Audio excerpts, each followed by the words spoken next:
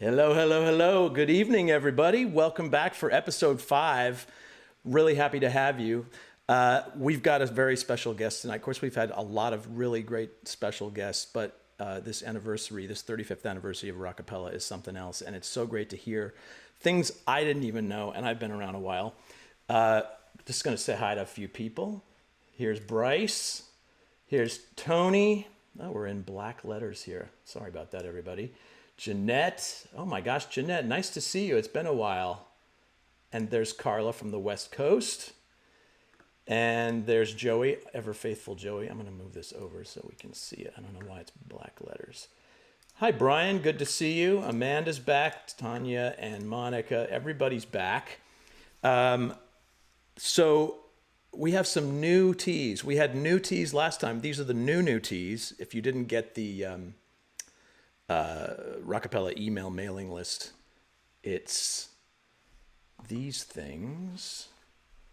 Let's go to, there we go. Bring it on. Come on, bring it on. Ah, technology.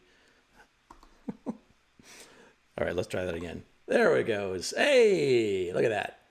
We've got black and blue again. We've also got a gray shirt, and it's got, my bandmates past and present will laugh at this because I said this on camera during a promo. We got human music below the logo. Barry isn't live right now. Oh no, he is live. He's laughing. I'm so glad we got that laugh on the show. And then of course we do have the 35th anniversary that many of you have ordered and received. I'm very happy with the speed of the shipping. 35th anniversary, all the logos through time. But yeah, that's the new one. Looks pretty cool. Superhero font, gold letters. Come on now. Why wouldn't you wear that? I'd wear that. I need to order myself one, sadly. Also, if you haven't liked and subscribed, you know the deal. I don't know why you're dragging your feet, really. Especially on YouTube. Those of you watching on YouTube, come on now. And anyway, let's say hello to a few more people. Oh my gosh, Jeanette says she already ordered it. Thank you so much. A few people are very excited about our guest tonight. There's Sydney. He's very excited. Kathy says, my hoodie and mug. Why is this not white letters? My hoodie and mug is coming this weekend. I'll read it for you. Anyway, it's all fantastic. So tonight's very, very special guest. I can't tell you how much love this guy has out there. We've got unspoken fan clubs all over. We've got so much respect from basses who are working right now, who are Carmen Sandiego kids watching the show. And of course, all those many, many, far more numerous people who wish they were basses. I'm talking to you baritones. So without further ado, here's the real bass, if I may.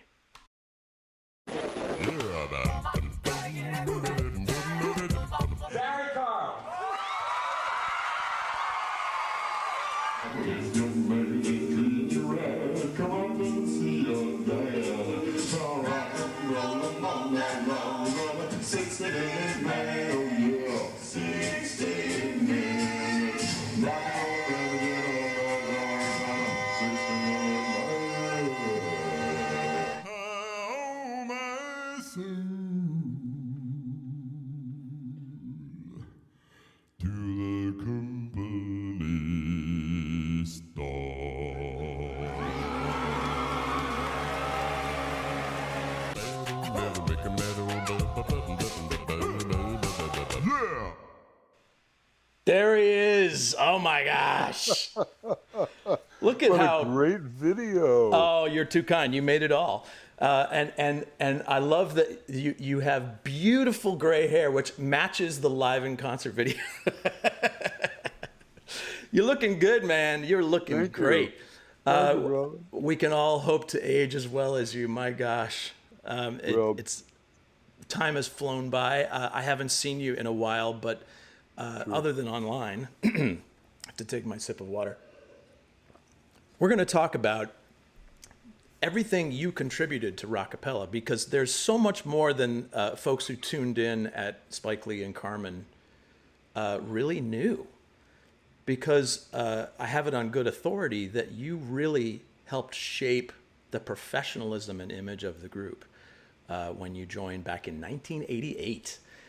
So there's a really solid chunk of time prior to Spike Lee and Carmen where Barry Carl really pulled that group into shape. So before we go there, let's talk about. Let me bring us both up here. Let's talk about those early days of your life, because before we got to Rockapella, you had this whole other musical life, and it wasn't just an amateur hour kind of I wish I were a musician and performing in Rockapella. You were the best of the best, and were and are and became. You consistently were the best of the best from like childhood. So tell people about that, please. Tell us more, because I don't think they know. And don't be shy. Well, being the best of the best from childhood. I know, I really set that up, sorry. There's so much I could do with that, but I guess people really are curious.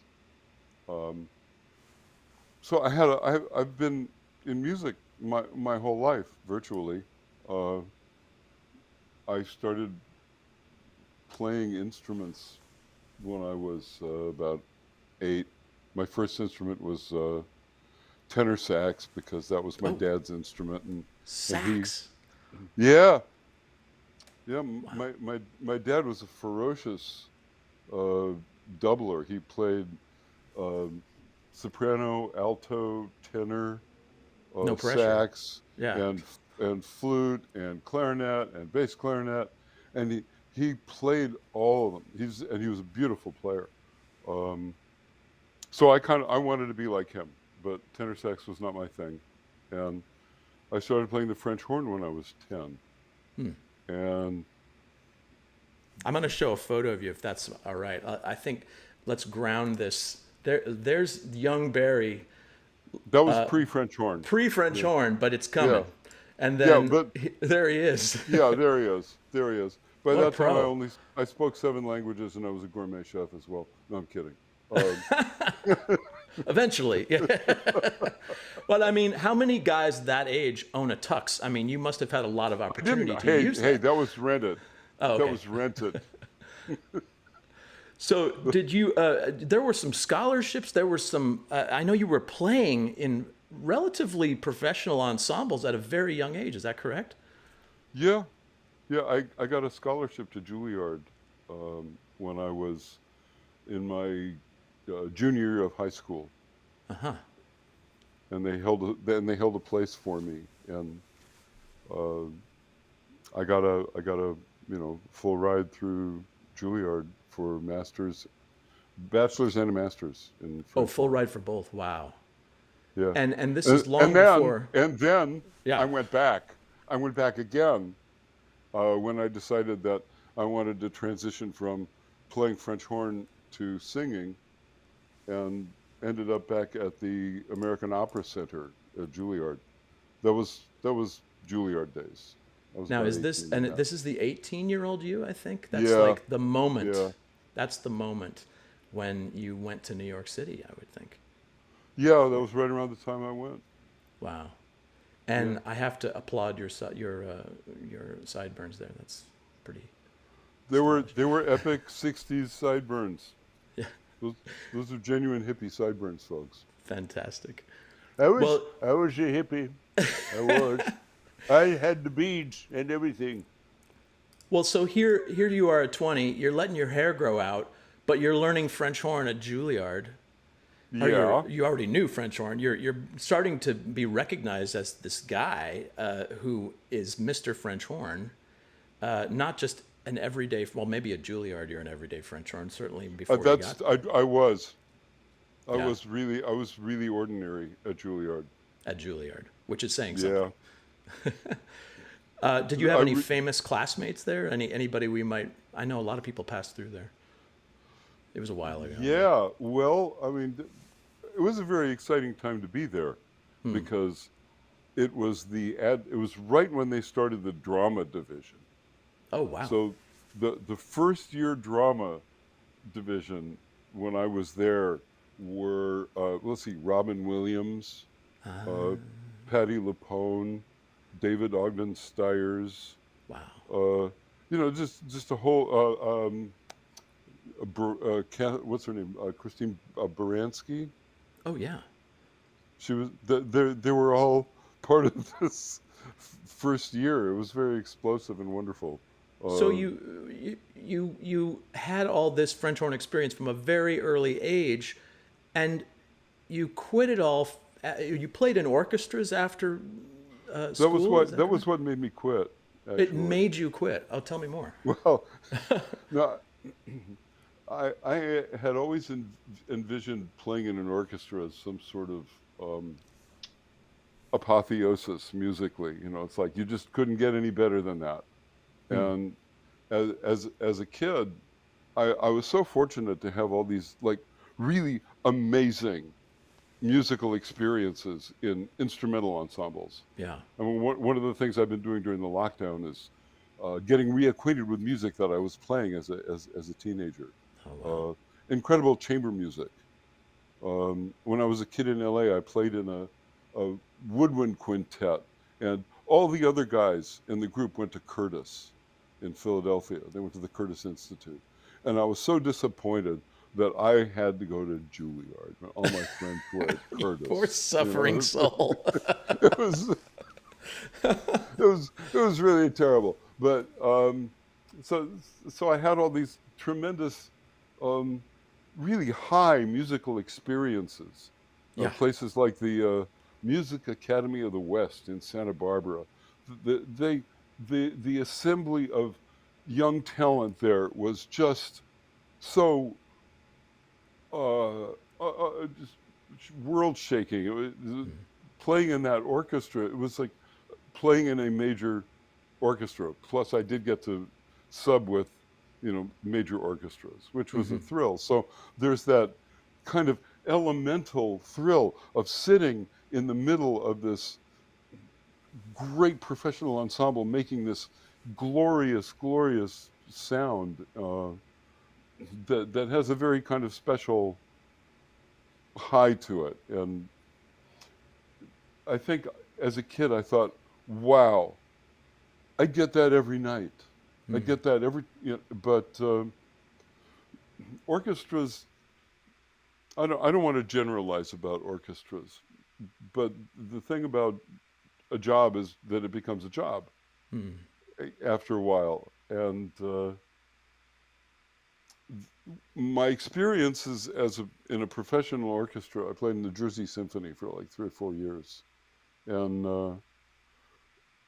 that intense, wonderful, juicy high that you can get from music, from being a part of the performance, uh, happened very seldom. Ah. It was Okay. very seldom. So that was kind of a heartache. That was a disappointment. Was that because of Uh, the performances, or because you were just wearing out and you knew you could see behind the curtain? well, What was the pivotal moment of disgruntlement,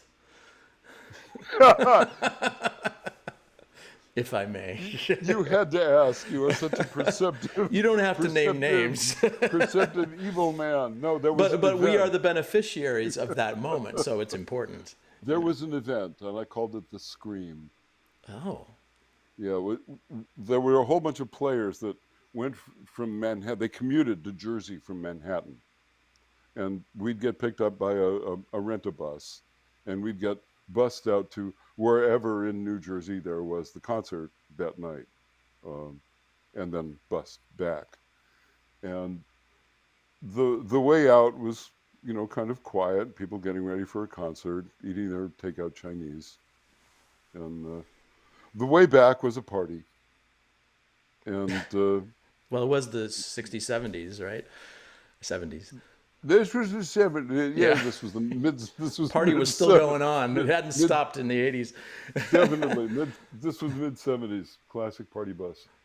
Um, and I got on the bus after this one particularly frustrating concert. I'm sure it was my last season, and I just spontaneously let out this kind of long scream. It was a very long scream. The And it was scream. long enough that other people on the bus, once they got over their shock, they joined me. I know your abilities, and that must have been a loud ass scream. Jeff, I'm sorry. Okay. You, Uh, for whatever you're apologizing for, you're quite forgiven. So you're uh, 28 at this point. This is the moment. This is the voice no, moment. No? I was about 26 at that point, but I had already started singing. See, I didn't quit playing and start singing. I just Right, right. started singing while I was playing, and they kind of dovetailed. I just played less and sang more. I put my horn away when I was 28. I put my horn away on my 28th birthday. You still have it? Uh, no, it, No. I had several really nice instruments and brass instruments. I knew I was done. That's Yeah. that's kind of how transitions have been in my life. I just knew I was done, and the horns were in the case. And when brass instruments sit, that's not good for them. Um, Gets Plus, funky. they they get funky, they get rusty, the valves and stuff get all verklempt, and I had a good chunk of money tied up in instruments, so Sure. it was like, okay, I'm not going to play them, so I don't have them anymore. I sold them. So that last year or two, you were singing now and then. What were you, where were you singing? What was the outlet? Was it a choir or what was it? How did you Yeah, get that? I started back then. There were at least two or three professional choruses in the city that sang like with orchestras and did concerts of of just choral music. But they were all professional choirs, and They welcomed you. Yeah. actually, yeah, it worked because of my range. Um, Even though I was not a particularly finished singer, I could I could get a job because I could sing low notes.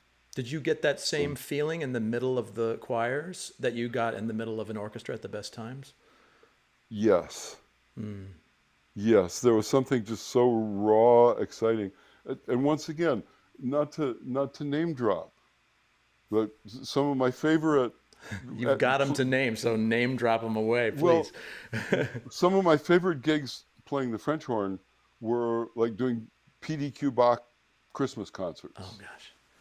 They were just so much. They were so much fun, and everybody was a really good player. You had to be a good player to play that stuff. Uh, and as a singer, I got to do some great stuff. Got to do the Stravinsky Symphony of Psalms with the American Symphony and Leonard Bernstein conducting. Wow. It was one of his last Oh my gosh. performances. That's Uh, amazing. those of you who know the name Richard Westenberg, he was the creator of Musica Sacra, which was such a thrilling chorus, Wow. such a thrilling chorus. I got to do the Messiah with him. That was it's an annual thing in New York at Fisher Hall Philharmonic, um, and the chorus was stellar because it was focused around the core group was the cathedral singers up at St. John the Divine, and I was one of them too. Wow. So by the time I was 28, I was singing at New York City Opera and doing cathedral singers on Sundays and Musica Sacra concerts. The writing was on the wall, really. Like you said, was it a light bulb eventually? Like the heck with this French horn thing, let's go sing. Now that I've been singing. When when I started singing, something happened to me because I think I started taking lessons when I was 25, and I'd been playing. I bought a volume of Strauss songs, and I was playing them on the French horn because I really liked the melodic content. but I was still frustrated because there were these other things that weren't happening, which were the words. Mm-hmm. And all of a sudden, the instrument started to feel very confining Mm. musically. And I was really hungry to combine sound and words and make the voice work. And I became, really obsessed. So you didn't have any intimidation about going back to Juilliard and saying, "Hey, by the way, can Oh, you I let think me in for this?" by that time, you're right. I was over it. I'd been out. I'd been slapped around a little bit. Come back to Juilliard. I was like, no, I'm not taking the usual hooey from you So they guys. welcomed you then. You were welcomed back as a singer. Actually, there's a story. I got a very qualified welcome from the head of the department. He had to make sure to, like, congratulate me with one hand and smack me with the other one. So he had said stuff like, "Well, the only thing I'll say about your audition was there was a lot of hand wringing that you really didn't need to do. You're overly dramatic." And uh, he was kind of mildly insulting, but nonetheless, because you're what we're looking for, we're going to let you in on a full scholarship. So they did, which was wonderful because I could learn roles and languages and get coaching. So Was this? Let me move to another shot here. Is this good idea. you? Is that now here? That's Here you've got the same long hair, but with a little product in it, I suspect. no, that was it. Oh, nice. So Yeah, there you are in costume. That's the City Opera. Is that while you were at school or after you graduated with your voice degrees? that was after. That After. was after. In So fact, that was I Puritani. That was bel canto so opera. for a And number of years you were doing opera, full yeah, on opera at the City Opera and hither and yon. Yeah. yeah, I left there in like 1982, I think. Wow. And then what happened? Obviously, we're gradually approaching the moment of destiny with Rockapella. So between the early '80s and '88, I was doing what was happening there? Like, I was doing a combination of regional musical theater, oh wow, opera. Um, I started doing voiceovers in 1983 and got very busy with that as well. Um, that started way early. I didn't know that. yeah, That's fantastic. yeah. I was doing voiceovers and on camera. I got at my first on camera commercial shoot where I was a principal. Um, there was kind of a director in New York who was famous for being temperamental, having tantrums, and he screamed at me before we started the shoot, and the costume lady came over and put her hand on my shoulder, and she says, "You did really well. You didn't cry. He'll ask you back." Ah, New York. Yeah. So that's what I was doing until the day in 1988 when I was sitting in the Pier 72 diner at the corner of West End and 72nd Street and reading backstage, and there was an ad for an a cappella group that needed a guy with a low D. And And I you were thought, like, at that point, you'd done so many things. You were probably like, why not? I was looking for something. Yeah. I Well, was looking for something. I want to pull up some questions here from our fans. They've emailed these in. First of all, a couple right off the top. Okay. People who are working as basses. Jeff Castellucci of the group Voice Play down in Florida. They're quite popular on the internet. Tell him he's my hero. This is this is what we're dealing with here, Barry. Jeff is very talented. I've known him for many years, but he you really did set the bar for these guys. Here's Tim Faust of Home Free. He wrote me, a whole generation of bass singers learned how to do what we do by studying your work. Did you have examples of other people's bass work, I guess, when you were starting out? Do you have a thought about that? Well, I had Jimmy Hayes, Jimmy Hayes, right, the Persuasions the bass. Persuasions bass, Rockapella who was was, obsessed. yeah, yeah. And Jimmy, what a beautiful voice Yeah. Jimmy had. A lovely man, and just, uh, it, it really was, a voice of God. He was kind of like all the guys in Ladysmith Black Mambazo rolled into one. Oh wow. Well, I know Yeah. that that Charlie Evett was departing, and you had to somewhat do what he was doing to a degree, but you had to bring Barry into that. So, at that Yeah. moment, had you done dumbity bumbity bum, with the mouth closed? That's not something that most singers have to do prior to a cappella, is the dumbity bums. Mouth closed stuff, I guess, is the best way to say it. Like humming, you mean? Yeah, whatever you'd Mouth, call it. Yeah. mouth closed. You tell me. Yeah. Yeah, well, it kind of is a form of a hum. I mean, as long as Hmm. the mouth is closed. Mm-hmm. Uh, I mean, there's a lot more to it, but there's a certain amount of classical training vocally that is with mouth closed. So, Mm-hmm. Interesting. um, and it, it, it was a uh, long period of adaptation uh, to take uh, my learned technique Mm-hmm. and kind of mold it into something that would sound good on a mic and live and in a studio.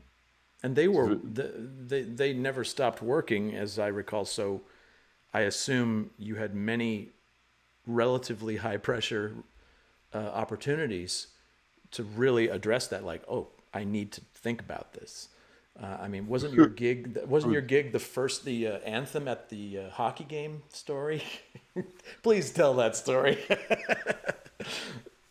Oh gosh. Okay, well, my first gig with Rockapella was singing the national anthem at a Rangers game at the Garden. Um, No pressure. no pressure, and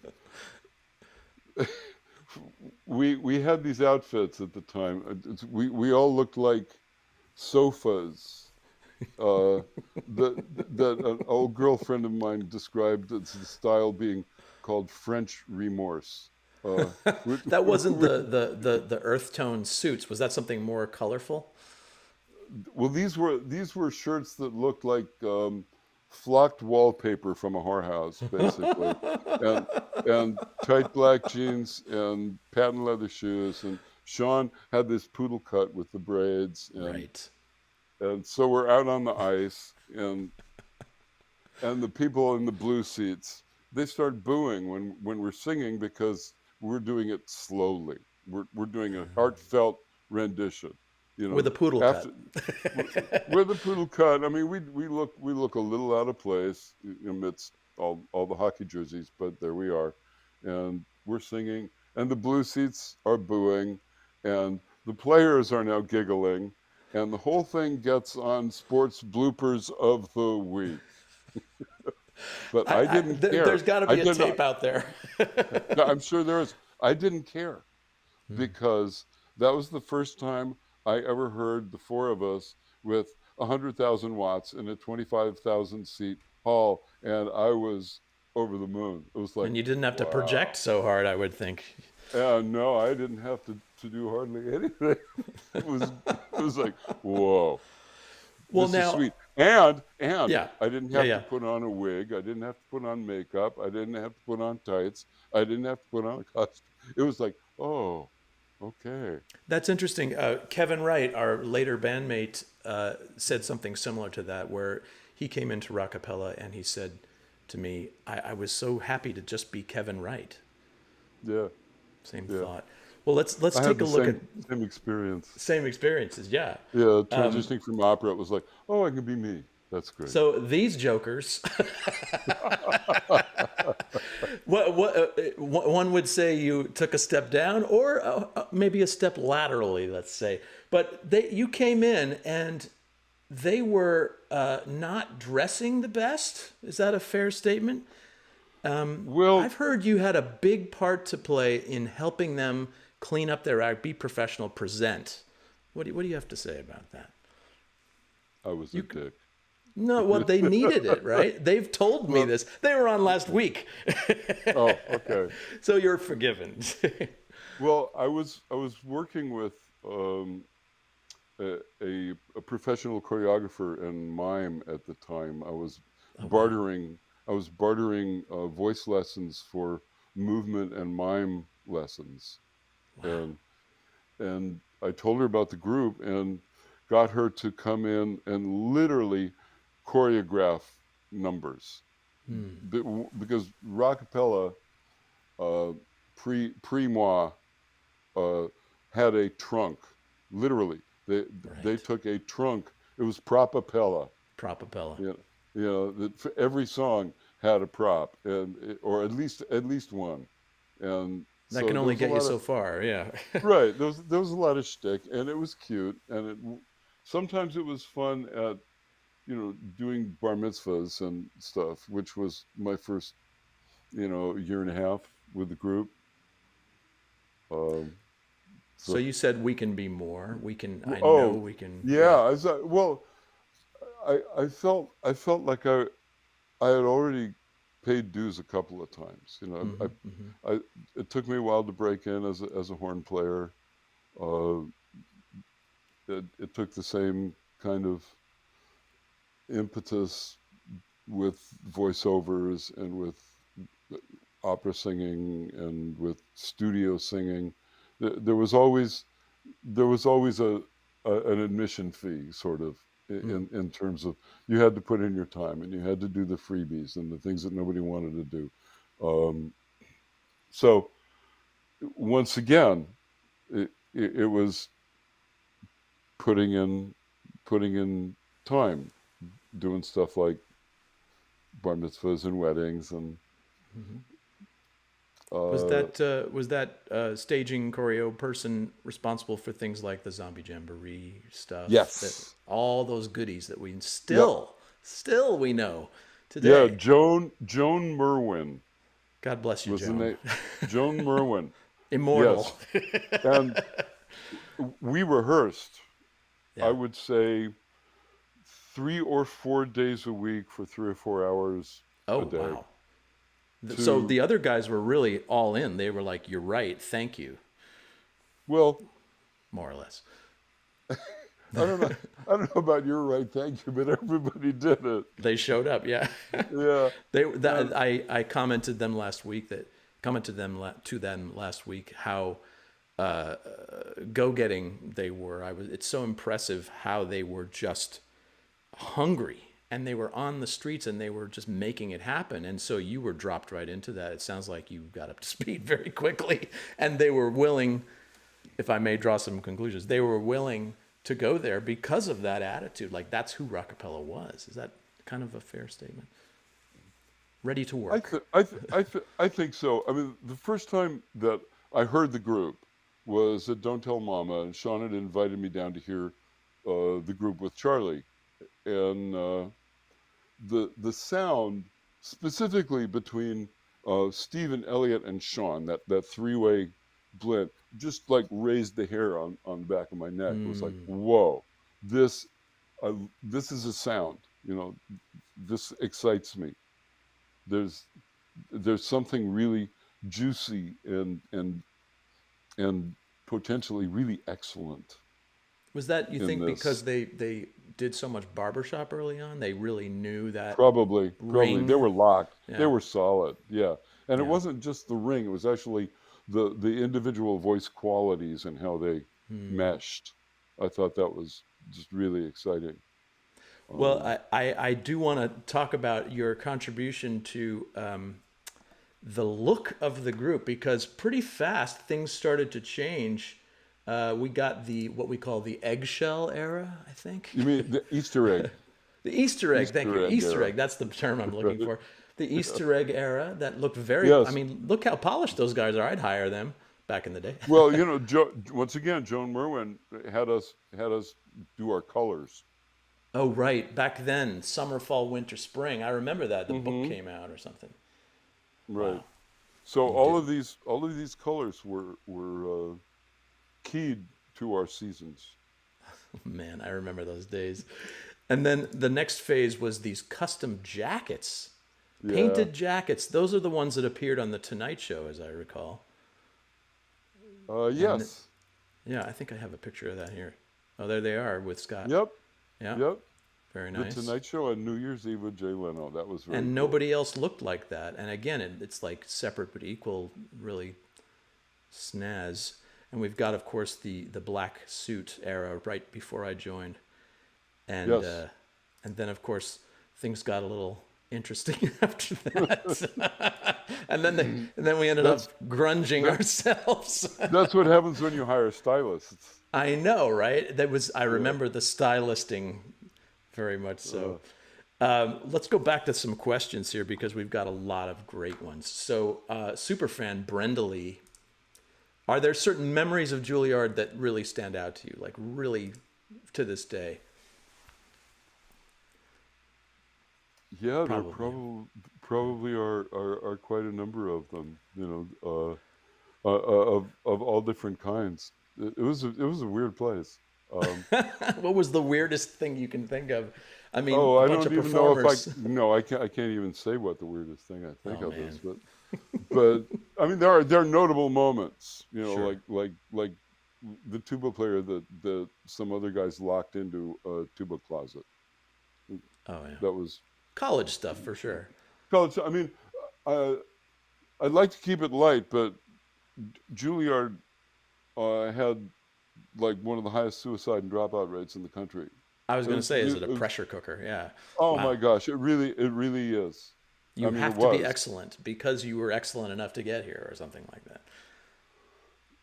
And then it's a very competitive environment. Oh my gosh. So it Suma. really is a lot like the real world. Let's move on. Oh no, that's fine.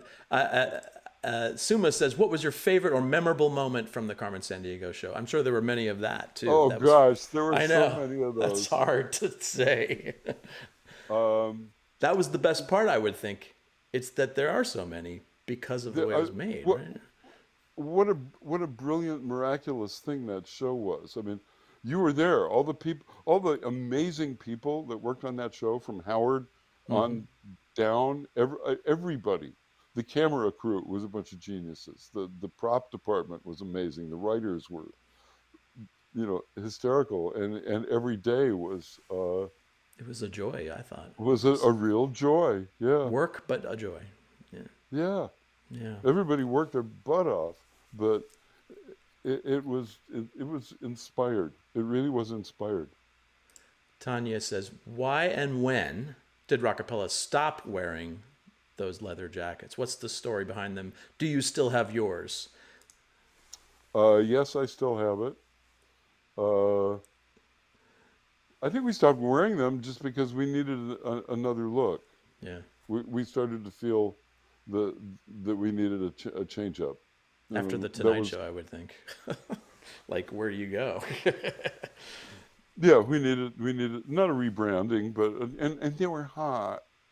Oh, there is that. I think Sean told me long ago, as cool as they looked, you wouldn't wear them on stage because of that. Is that probably the case?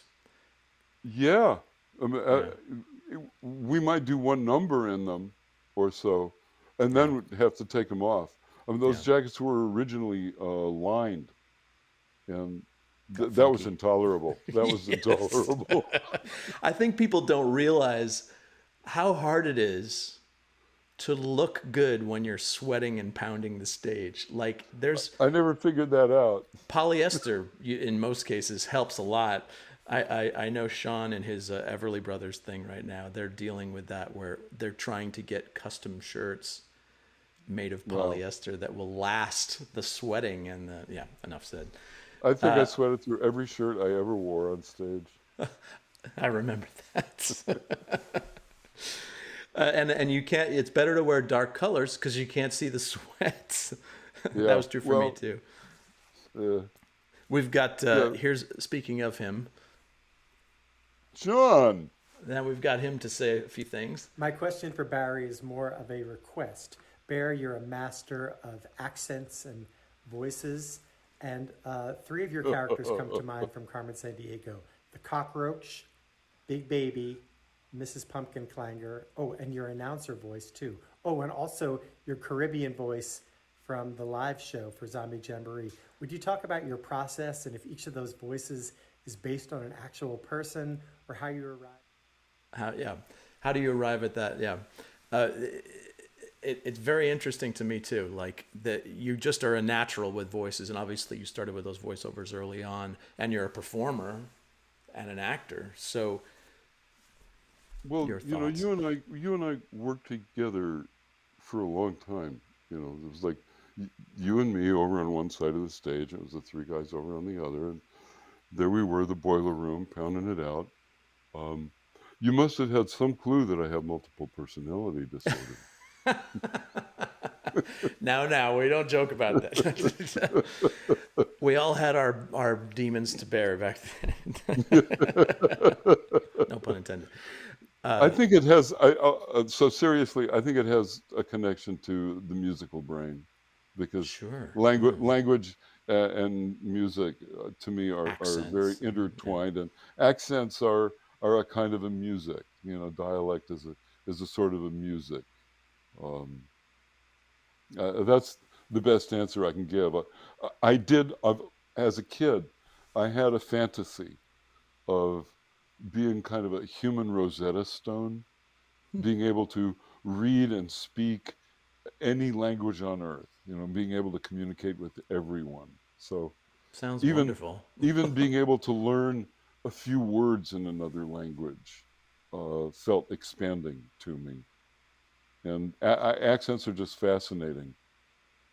And of course, music, the universal language. Yeah. Here you are. Yeah. Joseph says, which character or voice on Carmen did you like playing the most? Is there a favorite or two? Probably my two favorite characters were the Big Baby and Mrs. Pumpkin Clanger. Uh, the giant Kafka the cockroach just was such physical agony Oh, because of the because costume? of the costume. Um, but I learned a lot from Mrs. P. Mrs. I did. Pumpkin? Oh, yeah. Yeah, I came out of the dressing room. It was maybe the first time I was actually in full drag doing her, and all the guys on the camera crew stared at my chest, and I know now how women must feel. I was amazed. I was like, they can't help themselves, They guys. can. It's me. It's me. It's not You're real. staring at four pairs of gym socks. Come on. Well said. Well said. Andrea or Andrea, I have always loved Quiet Sensation, the song you wrote. Could you share a bit about how that song came into being? Quiet Sensation. Uh, I wrote it for my wife. Uh, it came into, how did it come in? How do songs come into being? It just it started from that. The seed for that song was just those words, quiet sensation. You know how I love somebody it. how Yeah. can worm their not worm find their way into your heart and just find a home there, uh, and be surprised by it. Exactly. Yeah. Lindsay, a female barbershop bass. They have their work cut out for them. As a Mm. bass, what are some of your favorite vocal exercises and warm-ups to maintain your instrument in optimal form? Um, Some of them, well, uh, five note descending scales. the basics. Yeah. Uh, yeah, really the basics. No pun intended. Yeah. Scales, working through. I don't know if a female bass voice or low alto would have the same transition points, the same passaggios as a bass, but working through them, working through where the shifts in your voice are, uh, really working through them. Also, really working the middle, thinking of the voice in terms of being the middle of the voice, in terms of range, and working down and up from the middle, but starting in the middle. Makes sense to me. All those note transitions and what about developing resonance? Would you say that's something you had to practice because your mouth is closed, but you have to resonate? Obviously, the ladies have to resonate a little differently. Is that a fair statement? I don't know. I suspect that it's pretty similar. Um, Just higher I mean, notes. Yeah. well, the female voice is identical to the male voice until the male voice changes. Right. I mean, they function exactly the same. Um, so I think the problems or the issues of resonance are probably very similar. We break it down into chest resonance and head resonance and mask. Um, I found in my own experimentation with a microphone that uh, I got a tremendous amount of low frequency energy generated from the hard palate right behind my upper teeth. And I have this very long upper lip. So this was a just empirically, uh, this was my sweet spot for low frequencies without too percussive an attack or too much high end. So it could sit in a mix. I don't know if So that's true for everybody. right, everybody's mouth is different. I say that to vocal Yeah, percussionists, like your mouth is not my mouth. right. Figure out what works for you, really, in a way. Yeah. That's interesting. Joseph asks, which did you like singing more, 60-Minute Man or 16 Tons? Oh, that's a tough question, I'm sure. Hmm. Or did you Well, get I think tired of them? well, yes, and I like both of them. 60 was a chestnut. 16 tons kind of became one. Yeah, Um, and I had always loved Ernie Ford, so I'd probably say that I was a little sweeter on 16 tons than 60 after a while. It I was a could see longer that. song too. Yeah, right. And a little Yeah, more, it has those fun moments a little bit more. yeah, That's my impression. Super fan Brenda Lee returns. When you were on What Would You Do? I've never seen this. The scene in the diner on What Would You Do? You're gonna have to explain this because I have not seen it. Was it pure coincidence you were there, and how was that experience? What's that? What are we talking about here? What is that? What would you I do? got, Jeff. I got by this show. What Some would you diner. do? Right, Lulu's Diner, Okay. which was right around the corner from where I was working. Yeah, and I went. I was minding my own business. I went in there to get dinner, and so the whole setup for the show is there was a young boy there who looked to be about 15, and he was speaking rather theatrically. I mean, it was a little bit loud, and I wasn't very far away from him. This is all a Maybe five setup. This is 5 feet. fake. This was Yeah. they were fake, but I bought in. Um, Somebody got over on me, and I remember thinking, yeah, this is kind of theatrical, but I got sucked up into it. Um, so this kid had obviously set up an online date. with a girl who had said she was 15 and was going to meet him. And into the diner came walking this kind of brassy, blinged out Jersey wife redhead, and walks straight up to the kid's table. And the first thing he says is, "You're not 15." Oh my gosh. And having two daughters, my ears just kind of like, what's going on here? So they had some back and forth, and she conveniently got up to go to the ladies' room, and I just looked at this kid and I said, "Come here." And I was sitting in a booth, and he slid in across from me, and I was like, "Kid, do you need something? Are you in trouble? Do you need a hand?" Like, so that went on for a while, and And it's on YouTube somewhere. yeah, probably. The Well, bowels of YouTube. I think you can see it if you go into channel7.com, or I mean Like the vault of abc.com. that, the archive of that. Yeah, ABC Vault. Oh, that's interesting. Now you know, everybody out there, let's go. Go look. One of our fans. Anyway, Tina, I saved the kid. somebody says, I remember that on the feed here. That's good.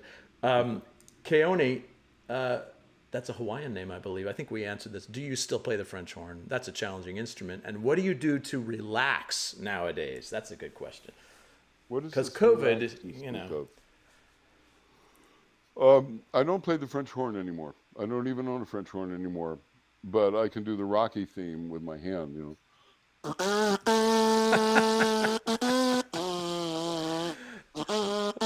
Very impressive. So you do Yeah. that to relax, is the answer to the other question.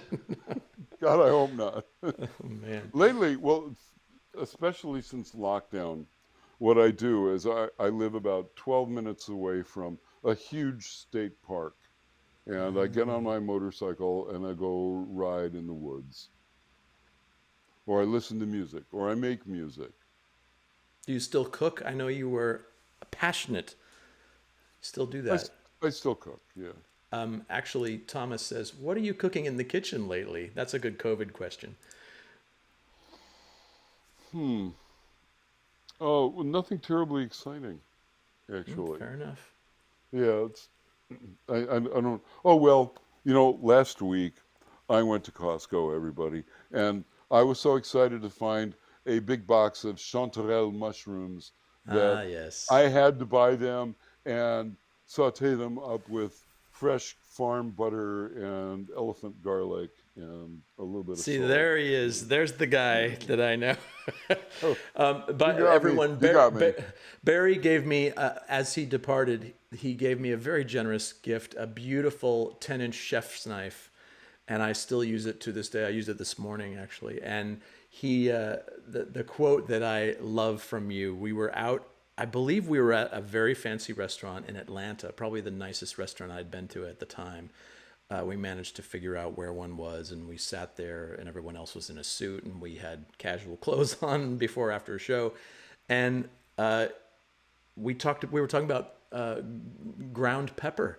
And the quote that I'll never forget is, that fresh ground pepper is vital, and if it's already ground, you might as well put sand on your food. I'll never forget that, and I learned my lesson at that moment.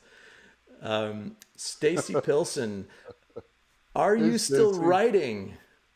Any solo Yes. work coming out? Let's hear about that. Yeah, I'm still writing. Yeah. Yeah, but I don't have anything, coherent to show anybody. I know right that feeling. now. Yeah, a lot of writing, but not a lot of like product. It's I've been writing as part of my self exploration. It's writing as revelation. So it's writing for a purpose, but not to publish, particularly. So Writing as therapy, was that a fair statement? Writing as therapy, or well, I think partly writing is therapy, but it's also writing as pleasure. That's something that we don't really explore much in our lives in this culture is pleasure and how we create it and receive it and uh, something like writing is very pleasure. It's a pleasurable act for me. Mm-hmm. Uh, I've been using the lockdown to listen to music. I mentioned earlier that I haven't listened to since I was a young teenager, Is this and vinyl mostly? Are you digging it up online? I've been digging it up online. Yeah, I have some of it. I have some of it on vinyl, and most of it's online. Uh, awesome. Do you still so have records from back then? You still have a record collection from I the? do. I bet there's some gems in there. There's some great stuff. My high school orchestra. Oh, the bootleg coming, everyone. Yeah. Joseph has a very good question. Do you think that Carmen Sandiego, the show, would be successful if it were on today? That's a very good question. That is a good question. I'm probably the wrong person to answer it. I really have no idea. Uh, I think that, well, let me, I have some anecdotal stuff around that. I Sure. met a couple recently, a young couple in their uh, mid 30s, late 20s, and they watched Carmen, and they have an 11-year-old, and they turned him on to the episodes that are on YouTube, and he's become a fanatic. Aha. So you know, if that's a repeatable thing, uh, yeah, sure, why not? Why couldn't it work? Uh, I don't know. Tell me why it wouldn't. Yeah, really. Maybe it would need to be updated somehow. Countries renamed and borders changed, but I don't know that they'd have to do anything Yeah, different. the creative elements of it are still just as creative. Yeah, what a Yeah. amazing show. So yeah, Celia says, "Tell us about working on soundtracks." Oh, that's right. I've read this before. You are lurking on a number of soundtracks. Hudsucker Proxy, that's a famous old movie. Mission to yeah, Mars with Gary Sinise and more. Tell us about that. Is that choral? What is that? What's happening? yeah. I've sung on a whole bunch of movie soundtracks in chorus. And Mission to Mars was a really magical experience because I got to work with Ennio Morricone, who Oh, who wow. who wrote the music and then conducted it. So he conducted us. So you've had And Bernstein and Morricone. Wow. Morricone, yeah, and Wow. Lauren Mazel, and Wow. yeah, I got to do the Verdi Requiem with Lauren Mazel in the New York Philharmonic. I think that was my last regular choral gig in the city. One more COVID question. What's on your Mm. Netflix playlist, if anything? Tell us. I've been getting colloquial French back in my head, Oh, they and have great foreign language stuff on Netflix. I know they that. do Yeah. once. So I've been watching Lupin, which the people are watching in English, but I've been watching in French. I've been watching that show called Call My Agent. That's the English Oh, yeah. version. 10%, 10%. That's what it's called in French. It's so much better in French. Uh, so I've been watching French films. I've been watching some Korean films. I've been watching some Thai films. I just got Wow. really tired of the American iteration of life. So I've just been, since I can't, I haven't been able to travel. Uh, I've been watching foreign films I on have one to Netflix. recommend. This got me through part of COVID. There's a really dark sort of sci-fi thing. It's called Dark, and it's German, Mm. and it's fantastic, and it really is dark, very It dark. must it must be. It's German. Yeah, Okay, it's German, and it's very well made, beautiful. Very cool. high quality. Let's go to a few more photos. Can you tell me a few things about your impressions of doing Spike Lee do it a cappella? Like, this is really what kicked Rockapella's career in the pants, I'd say. And you were there, and you were around all these famous groups, Take Six and Ladysmith, Black Mambazo, and of course the Persuasions. You were all hanging out, you were all interacting, or were you? What do you remember from that? Well, we were the token white group. Oh yeah, that's true. Yeah. So it was kind of edgy Hmm. at the beginning, especially.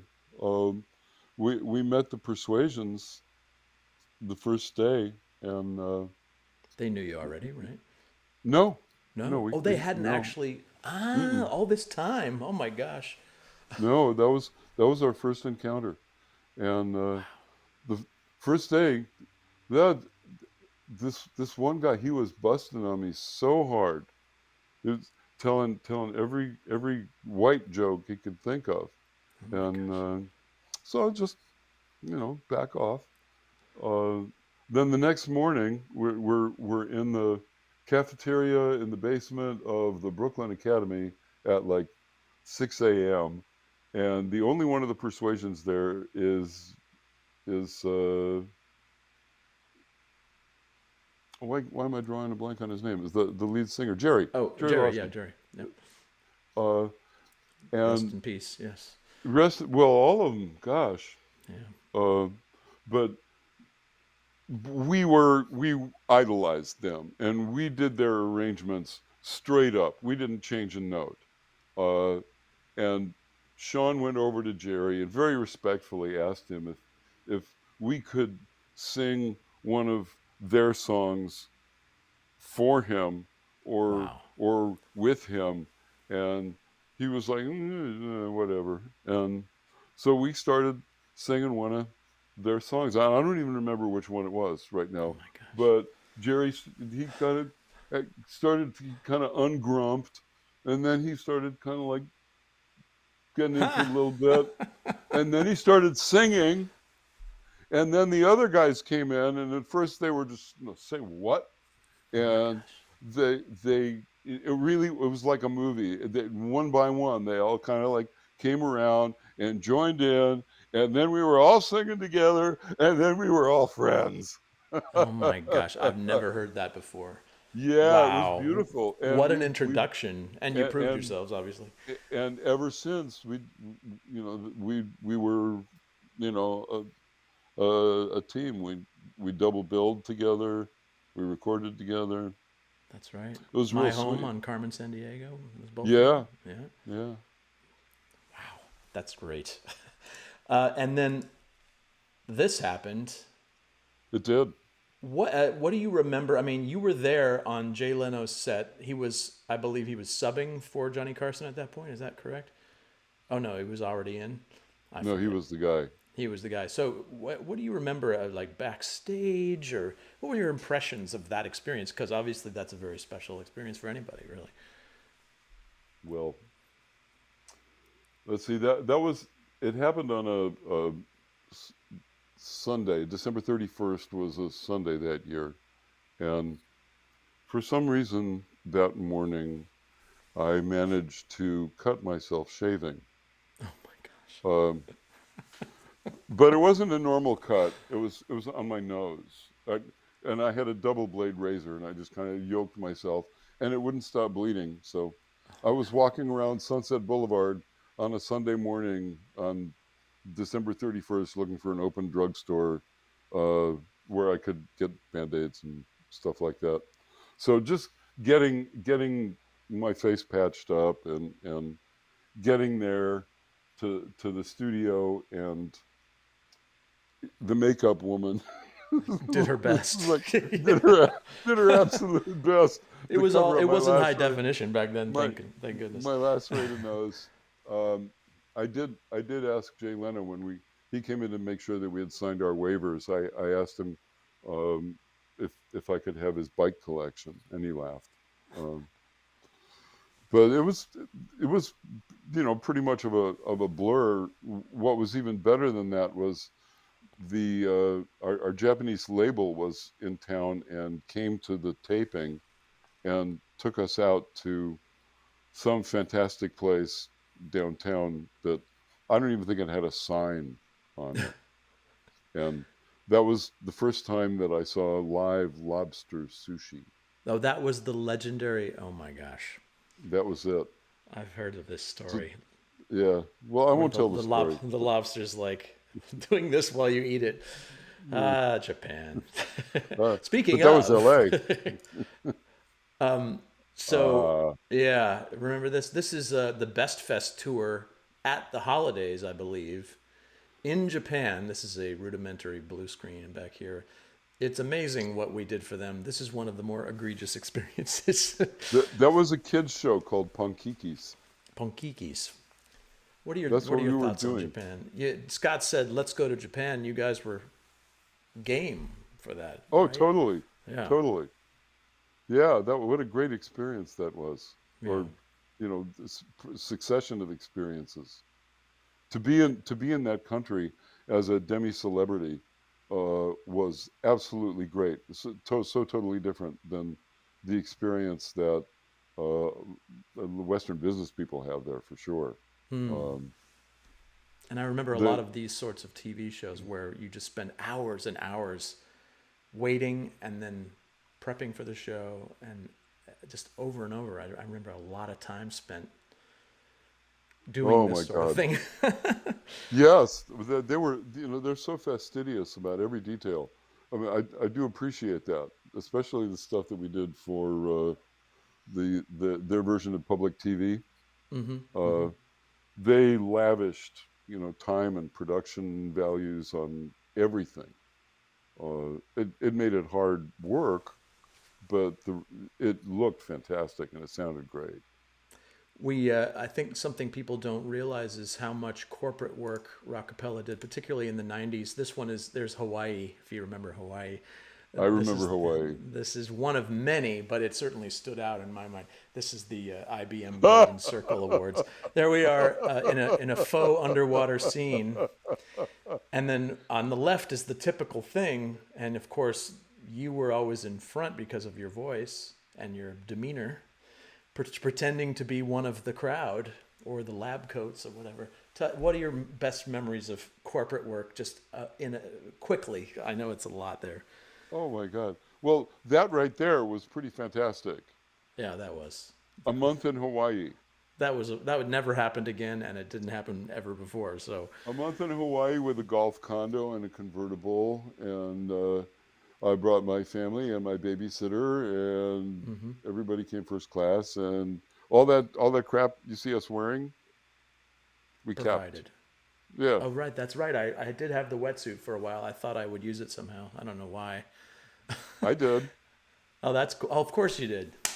Yes. Yeah. But corporate work really paid the bills back then because there weren't as Oh many yeah.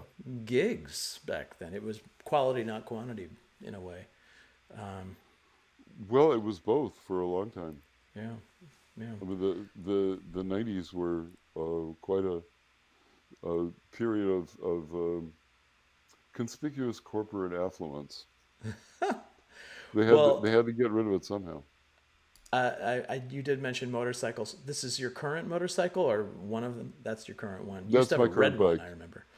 Yeah. I had a red one, then I had a yellow one, and now I have a gray one. Yes.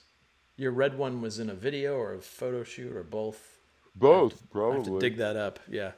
Yeah. You've always been a motor. I remember before the days of GPS, you occasionally would, if we did something in New Jersey, you would ride your bike. I remember we had a pitch meeting and you had MapQuest printouts only.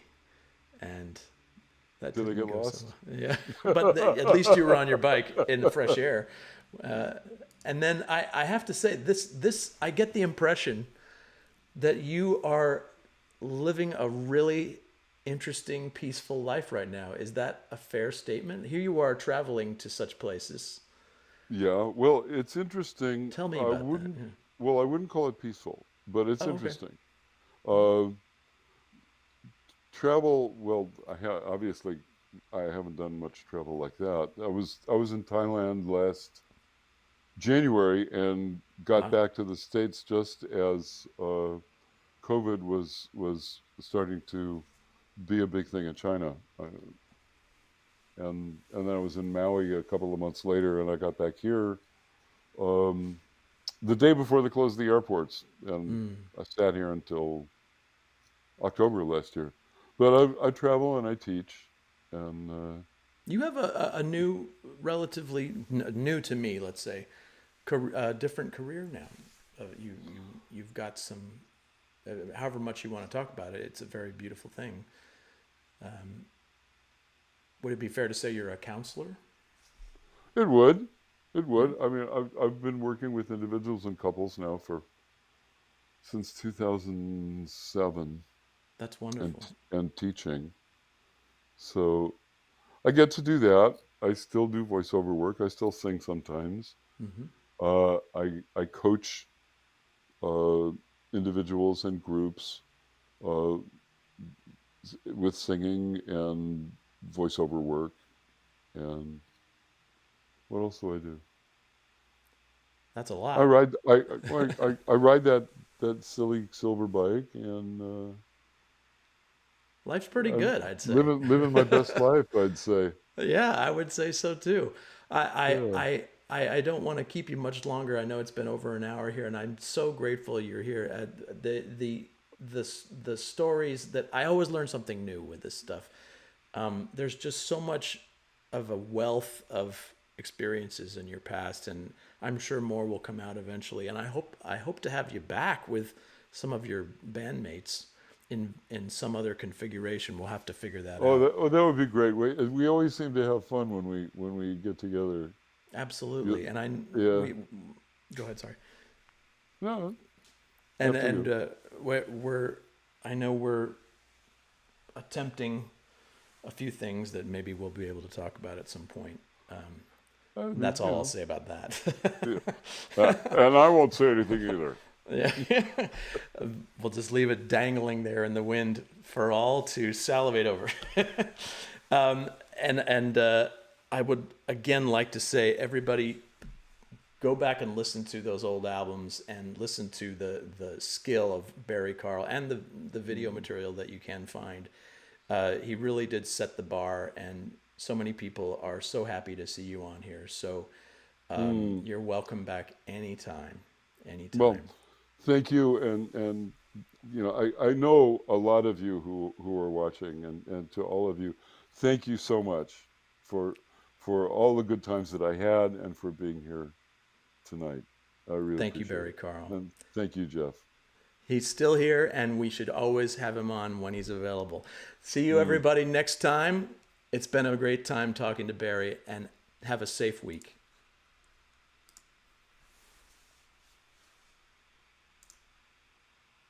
Thanks, Bear.